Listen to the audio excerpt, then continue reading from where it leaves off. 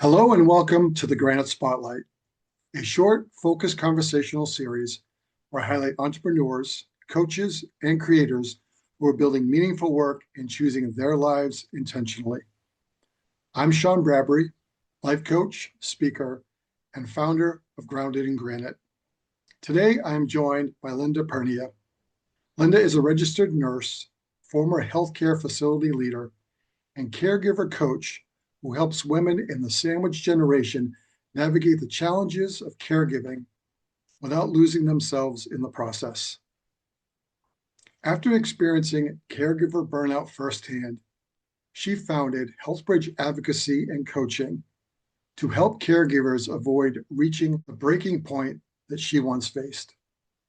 Her work combines coaching, healthcare advocacy, and wellness integration into a complete model of support because caregiver burnout impacts every area of a person's life, and lasting solutions require addressing the whole person. Linda, I'm so happy to have you here today. I'm really looking forward to this conversation. Thank you so much, Brad, for having me. I'm honored. So, if we could start here, Linda, please share with us a brief version of your story and what led you to what you're building today. Well, it all happened one night. I'm on the floor crying hysterically, doors closed, didn't want the kids to hear. I have 4 kids, and my mom was in the hospital. I was working full time, almost on the brink of losing my job. And I'm sitting on the floor, tears pouring down my face. And I'm like, who can I get to help me? What can I do? I don't know what to do anymore. I was just so lost. And I'm thinking to myself, this is crazy. You're a nurse. You're running a facility with other healthcare providers. You know how to do this. What happened?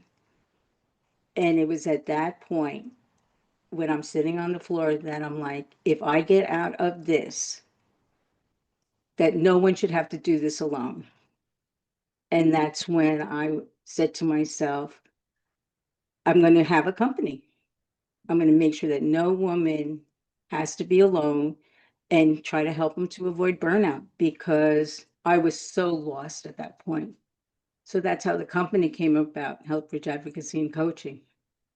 It was me scratching my way to the top to learn how to take care of myself again, how to give myself permission to that it was okay, that I didn't have to be perfect, that I could ask for support, that there were all these other things that were important that I was avoiding, thinking I was superwoman.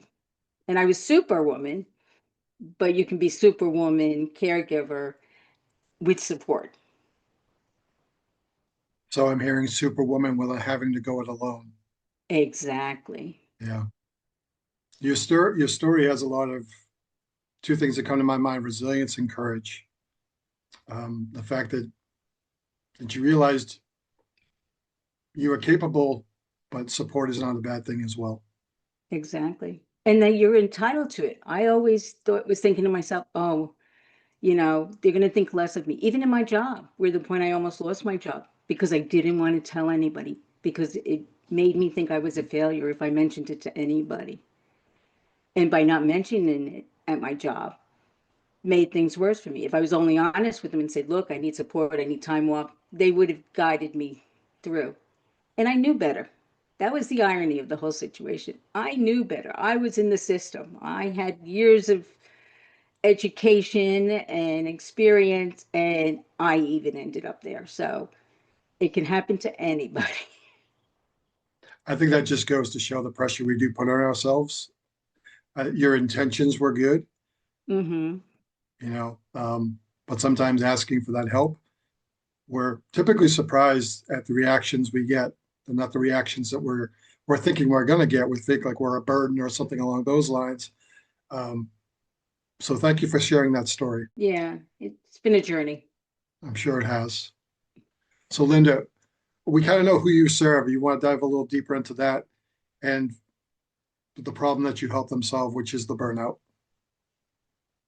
Well, they're the sandwich generation. It's those women who have aging parents who need their support, children, most of them are career minded, They give everything to everyone else, but they forget that they need to take care of themselves in the process. So they get lost in the journey because they don't prioritize. Because how can you care for someone else and give them your all if you're depleted? And that's what happens to caregivers. They become depleted. And that's how burnout eventually happens, because they're so depleted and they're not getting the support they need.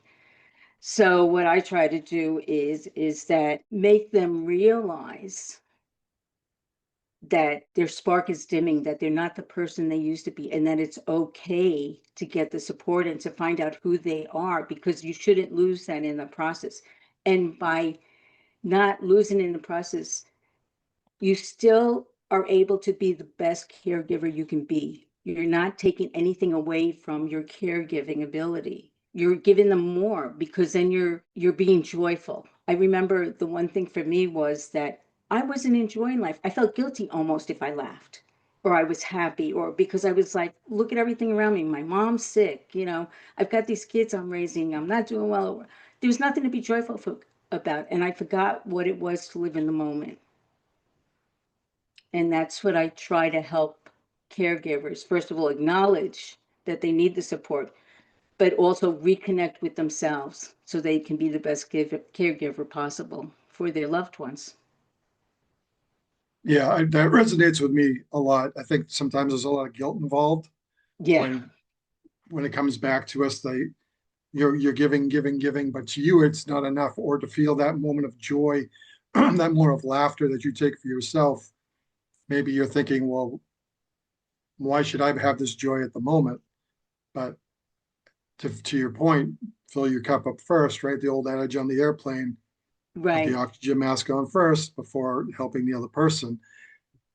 And I think it's easier for people who care, who are caregivers, to get lost in the mentality of just giving and giving instead of giving back to themselves.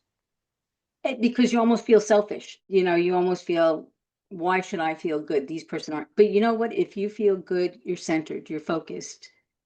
Your relationship, you're not fighting as much with your kids or your spouse, and you're not burning out as quick, because you're still able to enjoy life. You're not taking anything away from everyone else that you love in the process of caregiving for your aging parents or whoever it may be. I also look at it as kind of, you're kind of role modeling the situation too, right? I mean, if they're seeing you burned out, wouldn't they rather see you joyous and everything like that? That's coming with a full cup, coming with a certain attitude of this is what the end game is, to take care of yourself. The one thing that I found is caregivers hide it really well. So that's why a lot of times people don't even ask them if they need help, because that's something that a lot of my clients will say to me. I don't, I know they're tired, but they're saying no one's asking to see how I feel, how I'm doing. And that's because they're doing such a good job that people don't think they need the help. They think they've got it under control, and they think that if they offer help, that they're almost like insulting them. So that's what I tell my caregivers. I say, you've got to be honest. If you need help, you ask for it. If somebody says to you, how are you? Tell them the truth. I'm doing the best I can, but it would be nice if you could go shopping for me, or, whatever they might offer. Take that. It doesn't mean you're not doing what you should be doing and you're not doing the best, but you're just getting the support that you need to do it even better. Yeah, I think that's a great message for any kind person, any caregiver out there, any Yeah. person, because you give so much of themselves that it's not selfish to ask No, for help. And to your point, just be honest about how you're feeling. If you're not having the best day, just let them know. It doesn't mean it's not a sign of weakness. It's just no. you're a human being. Exactly. Yeah. That's it. And I think as caregivers, we don't think I don't know what it is. It's like you feel like you have to. Like you lose, that's how you lose your identity, because you're so absorbed in all those that you're taking care of, that for me it's almost like disassociated with myself. because I was there for everybody else. So it was all their needs that were important, and mine were, well, that didn't matter. I just kept going till I couldn't go anymore, which is what I desperately want to help caregivers avoid at any possible cost, because it's a hard journey back. Yeah, I totally agree with that. I think there's the burnout level, yeah, you can give a lot and forget about yourself and get lost in the process. I really love that. Linda, is there anything that you're currently working on, focused on, that we should know about? Yeah, I actually, if this conversation resonates with anyone, I'd really love them to get the lead magnet that I have on Is Your Spark Dimming?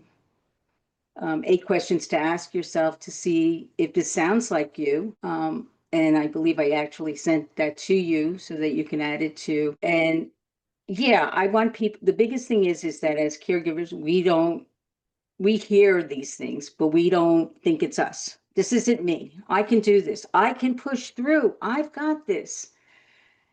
And that's why I made this pamphlet, is so people can see the questions and really think about them and say, wow, that is me. Maybe, I need to keep reading this, and, maybe I need to do something more. And that's all I want. I want people to just be aware that if they need support, that support is out there for them, and that the importance that you need to get it before it's too late. And like I said earlier, the journey is just so much harder back. And so many other lives are affected by that journey that you have to go through because you're burnt out. Yeah, well said. And we'll definitely drop your lead magnet into this, as well as any other place, any other links that people can find you at. So, Linda, thank you so much. I think this conversation is really, people need to hear this, and I really appreciate your time today. Well, thank you very much for the opportunity to share my story. You're so welcome. If this conversation resonated with you, please feel free to reach out to Linda or myself. You can also leave a comment or a question below. And as always, thank you for joining us today. A life you want is built one choice at a time. Take care.